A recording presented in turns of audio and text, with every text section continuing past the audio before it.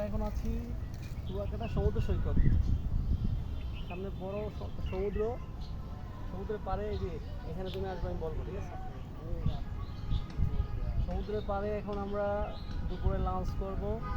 তো দেখেন আমরা দুপুরে লাঞ্চ কী করবো সেটাই আপনাদের দেখাচ্ছি। তো বেশি কিছু নিতে পারি নাই, আমরা বাইরে থেকে নিয়ে এনেছি গরুর তেহারি,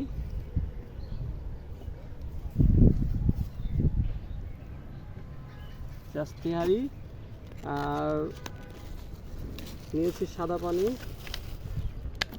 আর একটা ড্রিঙ্কস মাউন্টেন ডিউ। সো এখন আমরা দুপুরে লাঞ্চ করব।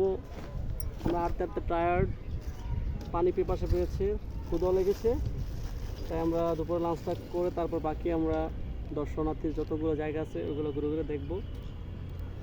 তো এখন আমরা লাঞ্চ করি, পরে লাঞ্চের পরে আবার ফিরে আসতেছি। বসো,